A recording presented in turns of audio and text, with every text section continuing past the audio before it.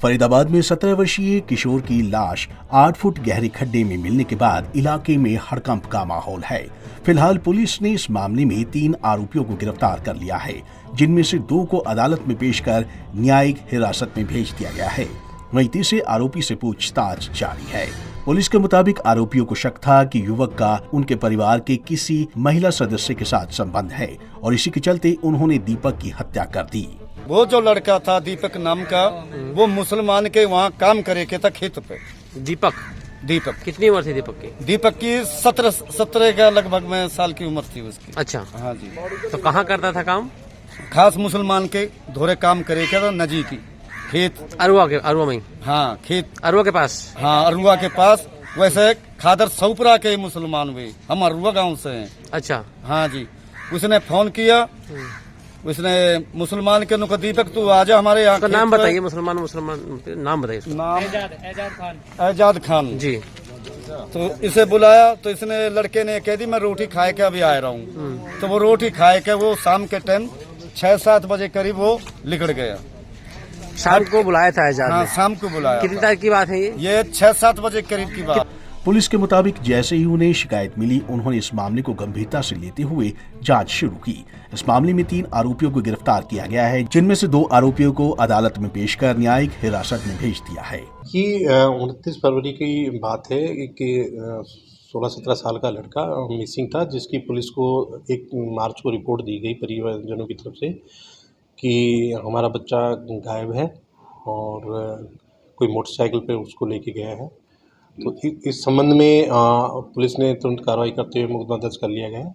Police इसमें अपनी तलाश कर रही थी जो मिसिंग बच्चा था उसके, और अपनी तफ्तीश जारी थी कि सूचना मिली कि भाई ये लड़का शायद किसी ने इसके साथ कुछ ऐसी हरकत की है कि शायद वो नहीं है।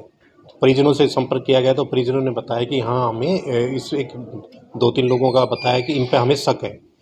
तो उनके शक के आधार पे एजाद नाम का जो एक है जो उनके पड़ोस में रहता है, उससे पूछताछ की गई और उससे पूछताछ पर उसके जो भतीजा है सोहान, उसके बारे में पूछा गया कि वो कहाँ है। तो वो वहाँ पे था नहीं, तो उससे कुछ डाउट हुआ पुलिस को, तो सोहान को तलाश की गई। और इसी का जो एक और जो दोस्त था साबिर, उसका भी पूछताछ की। तीनों को पूछताछ के लिए काबू किया गया।